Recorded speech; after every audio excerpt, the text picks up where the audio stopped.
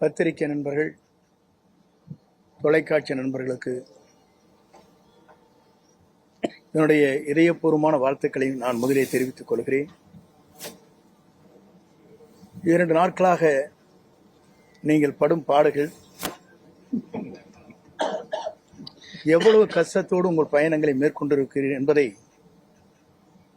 நான் கண்கூடாக பார்த்து, எவ்வளவு இடர்பாடுகளுக்கு இடையில் என்னை பின்தொடர்ந்து வருவது எவ்வளவு கடினம் என்பதையும் தெரிந்து, என்னை பல வகையிலே துரத்தி நீங்கள் பிடித்தீர்கள் என்பது எனக்கு தெரியும். அப்படி உழைக்கக்கூடியவர் நீங்கள்.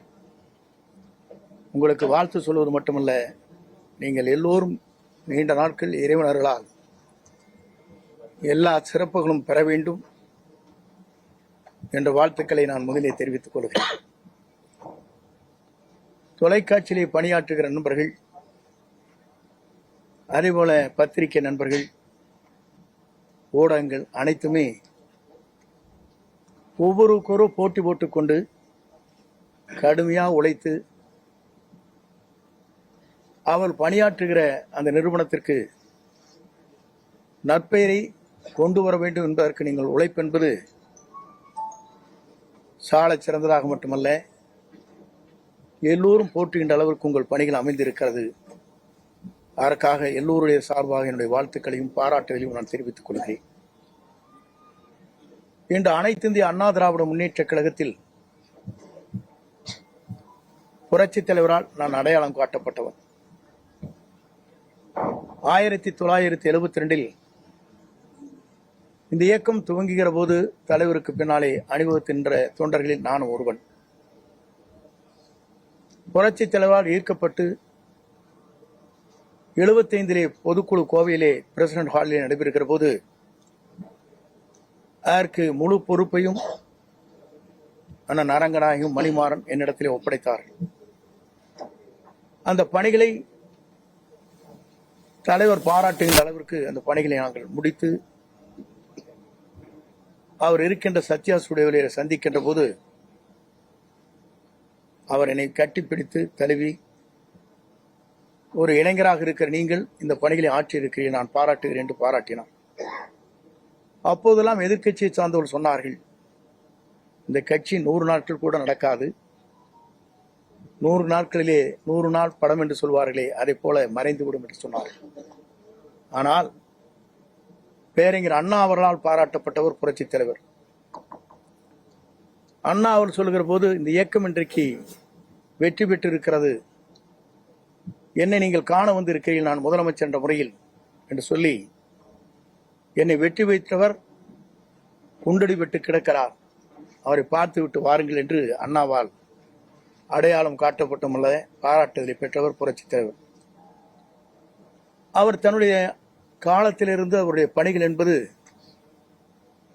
3 முறை தமிழ்நாட்டில் முதலமைச்சராக அருகிலே அமர்ந்தார். 10,000 மைலுக்கு அப்பாலே சிகிச்சை பெறுகிற போது, தமிழ்நாட்டிலே கால் வைக்கிற போது அவர்தான் தமிழ்நாட்டின் நிரந்தர முதலமைச்சர் என்ற வரலாற்றை படைத்தார். அந்த தலைவர் மறைந்ததற்கு பிறகு இயக்கம் 2 கூறுகளாக போகிற போதுதான் 1987 புரட்சித் தலைவர் அம்மாவுடைய வழியிலே நான் பயணத்தை மேற்கொண்டேன். புரட்சித் தலைவர் அம்மா அவர்களும் அவருடைய சுற்றுப்பயணமாக இருந்தாலும் சரி, பல்வேறு ஆலோசனைகள் கேட்கின்ற போது பல்வேறு நண்பர்களோடு நானும் இணைந்து அந்த பணிகளை நான் மேற்கொண்டிருக்கிறேன். புரட்சித் தலைவரால் பாராட்டுதலை பெற்றிருக்கிறேன். எம்மையுமே தன்னுடைய தலையிலே விழுகிறது என்றாலும் கூட சறுக்காமல் வழுக்காமல் இந்த இயக்கத்திற்காகவும் எனக்காகவும் தன்னை அர்ப்பணித்தவர் என்று ஒரு பெரிய கேசட்டை உங்களுக்கு தெரியும். என்னுடைய திருமணத்திலே மட்டுமல்ல, திருச்சியில் நடைபெற்ற நிகழ்ச்சியில் கூட அந்த அளவுக்கு பாராட்டினார். ஆனால் இன்றைக்கு இருக்கிற நிலைகள் வேறு. இன்றைக்கு நான் அதை சொல்வதற்கு காரணம், புரட்சித் தலைவர் அம்மா மறைவுக்கு பிறகு ஆட்சி நடத்தினோம்.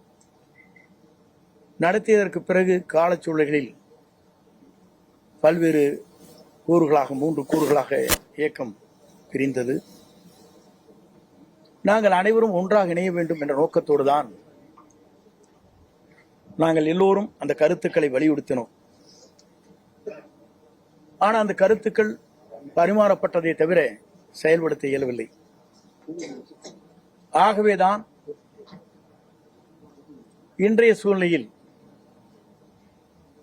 ஒரே ஒரு கருத்தை நான் சொல்ல விரும்புகிறேன். நான் என்று ஒருவன்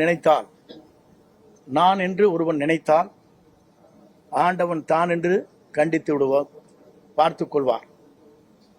ஆண்டவன் தான் என்று பார்த்துக் கொள்வார்.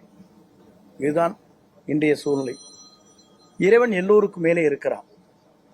இறைவன் நம்மை கண்காணித்துக் கொண்டிருக்கிறான்.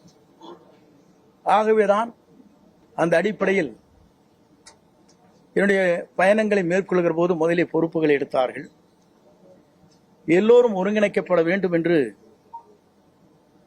நான் தேவர் ஜெயந்திக்கு சென்று எல்லோருடையும் பேச வேண்டும் என்ற நோக்கத்தோடு தான் அந்த நிகழ்ச்சிக்கு நான் சென்றேன். சென்று திரும்பி 2 நாட்களுக்குள்ளேயே உறுப்பினர் பதவி கூட எடுத்துவிட்டார். 50 ஆண்டு கால வரலாற்றில் இந்த இயக்கத்திற்காக ஏற்றத்தாழ்வுகளை சந்தித்த எனக்கு கிடைத்த பரிசுதான் உறுப்பினர் பதவி கூட எடுக்கப்பட்டிருக்கிற நிலை இருக்கிறது. என்னோடு மட்டுமல்ல, என்னை சார்ந்தவர்களும் அந்த பதவிகளை எடுத்தார். அதோடு அவர் நின்று விடவில்லை. மகேஷ் என்பவர் அவருடைய தந்தை மாமன் ஒரு விபத்திலே இறந்து விட்டார். காங்கேயத்திற்கு அருகாமையில் அவருடைய இல்லத்திற்கு சென்ற துக்கத்தை விசாரித்தவுடன் நீ ஏன் அனுமதித்தார் அவரை என்று அடிப்படை உறுப்பிலிருந்து அவர் நீக்கப்பட்டார். துக்கத்துக்கு செல்வதே, வேதனைக்கு சென்று விசாரிப்பதே தவறு என்று அந்த இளைஞரை ஒரு பொறுப்பிலே இருக்கின்றவரை அடிப்படை உறுப்பிலிருந்து நீக்கப்பட்டது என்பது இதுவரையிலும் தமிழகத்தின் வரலாற்றில் நடைபெறாத ஒன்று என்பதை நான் இந்த நேரத்தில் சுட்டிக்காட்ட விரும்புகிறேன். அதற்கு பிறகு என்னுடைய முடிவை பொறுத்தவரையிலும் இன்றைக்கு தெளிவான முடிவுகளை மேற்கொண்டுதான் நேற்றைய தினம் சட்டமன்ற உறுப்பினருடைய பதவியை ராஜினாமா செய்துவிட்டு இன்றைக்கு கழகத்திலே, தமிழக வெற்றி கழகத்தில் நான் இணைந்திருக்கிறேன்.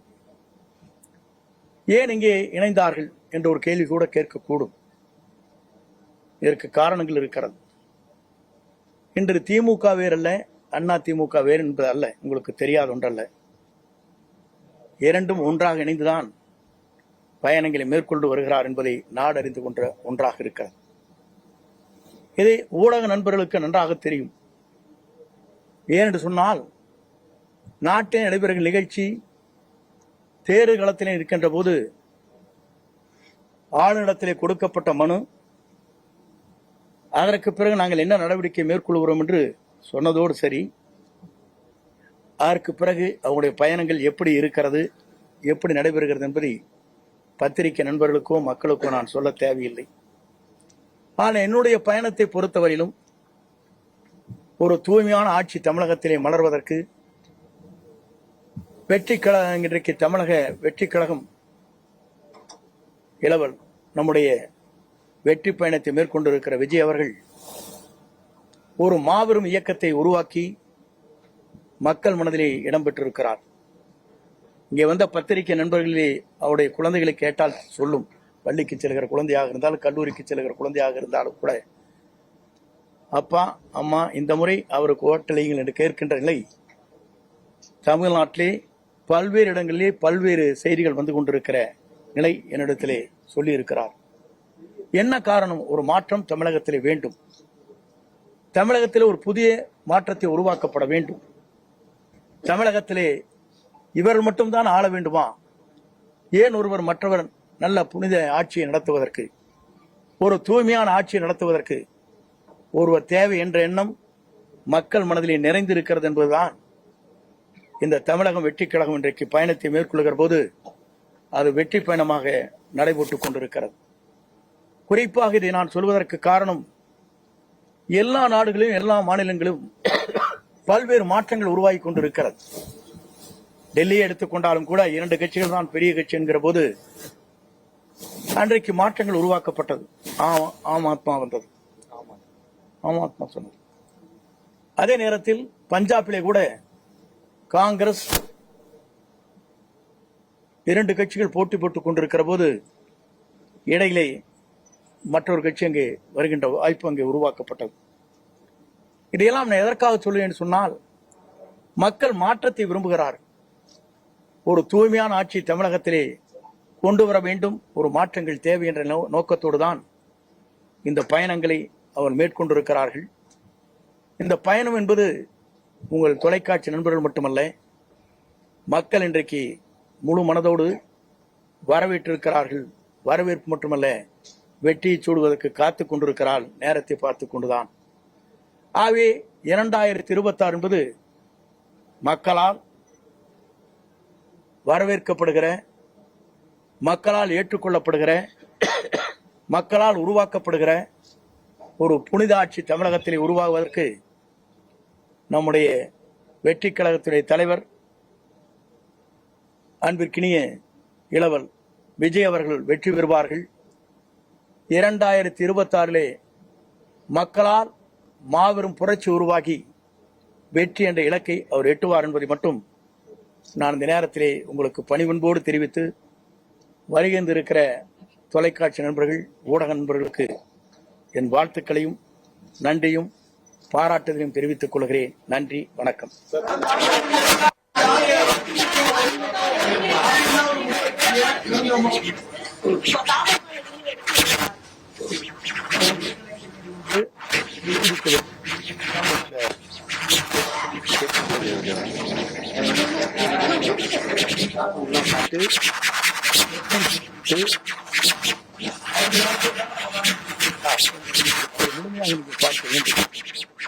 அப்போ தொலைக்காட்சி 5 நாள் படிக்க வேண்டுமா என்று கேட்டார். இல்லை,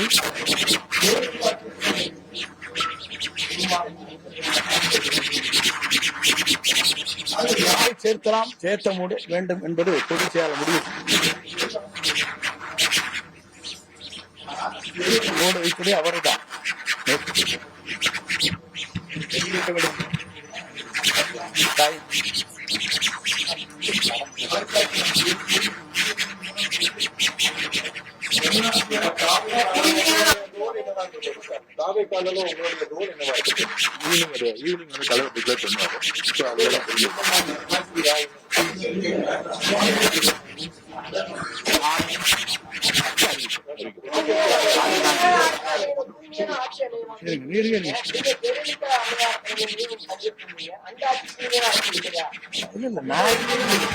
அம்மா இருக்கிற தலைவர் இருக்கணும். அடுத்த சட்டத்துக்கு போறோம்.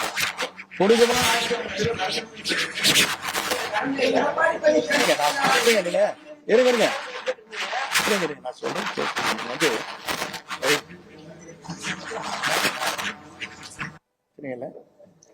அம்மா தலைவருடைய ஆட்சி தான் நாங்க வந்தோம். அவங்க ஆட்சிக்கு பிறகுதான் நாங்கள் ஆட்சியிலே வந்தோங்கிறது உங்களுக்கு தெரியாதுல்ல. அவர் அப்படி ஆட்சி நடத்தினால 5 முறை அவங்க ஜெயிச்சாங்க, தலைவர் 3 முறை ஜெயிச்சாங்க. அது புனித ஆட்சியிலேயும் நீங்க என்னகிட்ட கேள்வி கேட்டு மடக்கூடாது.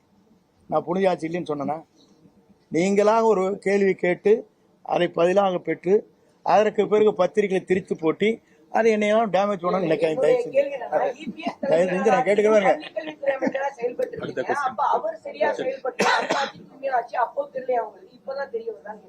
நீங்க அதுக்கு முன்னாலேயே நான் ஒரே ஒரு கேள்விக்கு தான் பதில் சொன்னேன். தூய்மையான ஆட்சி இருக்கிறதா இல்லையா என்பதற்கு கவர்னரிடத்திலே மனு கொடுத்தவர் யார்? நான் கொடுக்கல. யார் கொடுத்த? எதிர்கட்சி கொடுத்தாங்களா இல்லையா? அப்புறம் எதை கேட்கறீங்க?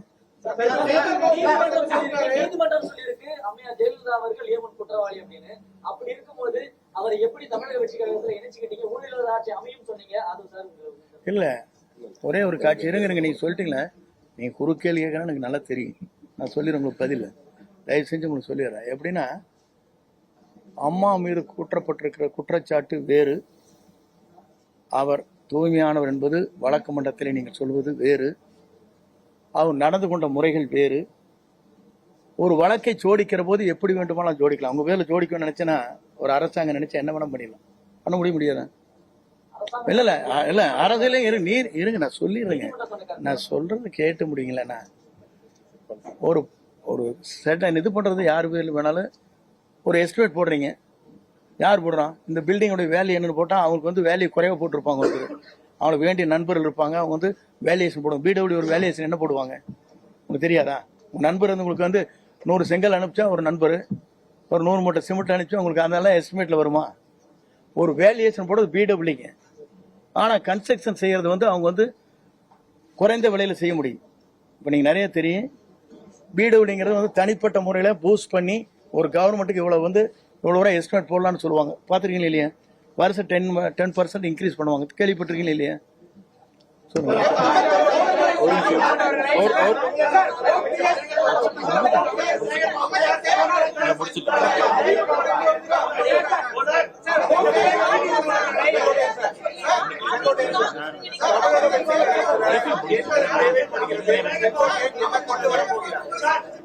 ஒரு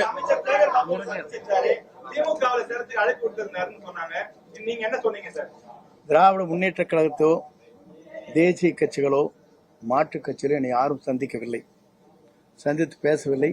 உங்கள் கருத்து மட்டும்தான் பேசியதாகவும் எங்கச்சு படம் இருக்குதா காட்டுங்க. நானும் சேகர்பாபு இருங்க, சபாநாயகர் பார்த்து கரெக்டுங்க. நானும் சேகர்பாபு பேசிருக்கேன் ஒரு படம் வந்திருக்கா? காட்டுங்க, கண்ணு காட்டுங்க. இல்ல இல்ல நான் காட்டுங்க, நான் சொல்லிடுறேன் பதில்.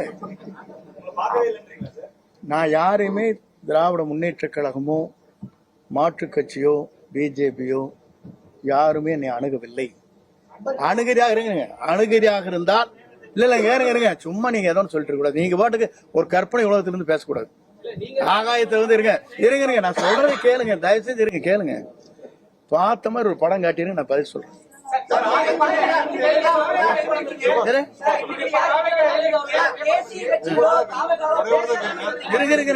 பாருங்க, நீங்க என்ன சொல்றீங்கன்னா இது ஜனநாயக கட்சி, யாரை வேண்டுமானாலும் தங்களுடைய விருப்பப்பட்டவரை படத்தை வைத்துக் கொள்வது ஆட்சேபனையே கிடையாது.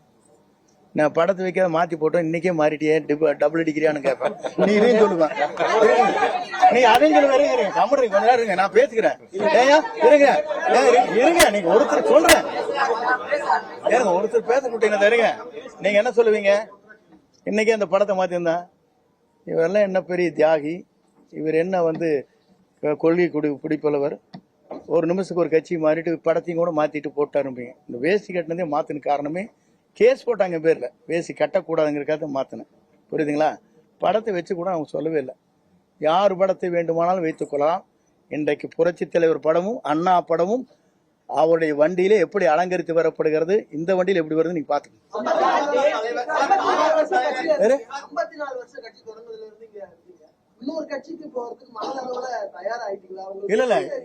இல்ல நான் சொல்றது கேளுங்க. ஒரு இயக்கத்திலே நான் பணியாற்றுவது, முழுமையாக அந்த இயக்கத்தில் இருக்கும் வரை அடிக்கடி நல்லா ஜம்ப் பண்ணல பண்ணிருக்கேன்னா, தினம் கட்சிக்கு போயிருக்கேன்னா நான் கோரேன். இன்னைக்கு வந்ததுக்கு காரணமே ஒரு புதியமான ஒரு மாற்றத்தை உருவாக்குவதற்கு ஒரு பயணத்தை மேற்கொண்டிருக்கிறார்கள். மக்கள் வரவேற்பு, மாபெரு வரவேற்பு. நீங்க பாக்குறீங்க, உங்க டிவிக்காரன் என்ன சொல்றாங்க சேனல்ல, எங்களுக்கு என்ன வந்திருக்கு சொல்றாங்க, 1 கோடி பேர் பாக்குறாங்க எங்க சேனலை. நாங்க அதனாலதான் 10 சேனல் போட்டு இறங்குற இடத்துலயும் எடுக்கிறோம், நிற்கிற இடத்துலயும் எடுக்கிறோம், அங்கேயும் எடுக்க. நீங்க தானே சொல்றீங்க. எனக்கு சொன்ன ஒரு ஓனர் சொல்லியிருக்காரு, 4 ஓனர் கத்துக்கிறீங்களா இல்லையா? நாங்க அதுக்குத்தான் முடிக்க உங்களுக்கு படம் எடுத்துட்டு இருக்காரு அவரை அப்படிங்கிறாங்க. 10 சேனல் போடுறாங்க. யாராச்சும் போடுறாங்களா? இறங்குற இடத்துல எடுக்கிறீங்க, ஹெலிகாப்டர்ல எடுக்கிறீங்க, ஓடுற போதும் எடுக்கிறீங்க, அங்கே நிக்கிற போது எடுக்கிறீங்க, சுத்தி எதுக்காக எடுக்கிறீங்க? அப்போ வந்து மக்கள் வந்து வரவேற்கிறாங்க நோக்கம் தானே அது. இல்ல வெளிப்படைத்தன்மை இல்ல, வேற இருங்க. வெளிப்படைத்தன்மை இல்லைன்னு சொன்னா டெல்லி எடுத்துக்க வேண்டியதானே? டெல்லியில் வெளிப்படைத்தன்மையோட வந்தது காருக்குள்ள, அதெல்லாம் எடுத்து காட்ட வேண்டியதானே? பிளே ஸ்டோர் மற்றும் ஆப் ஸ்டோரில் இருந்து பாலிமர் செயலியை QR கோடு மூலம் பதிவிறக்கம் செய்யுங்கள். செய்திகளை உடனுக்குடன் பெறுங்கள்.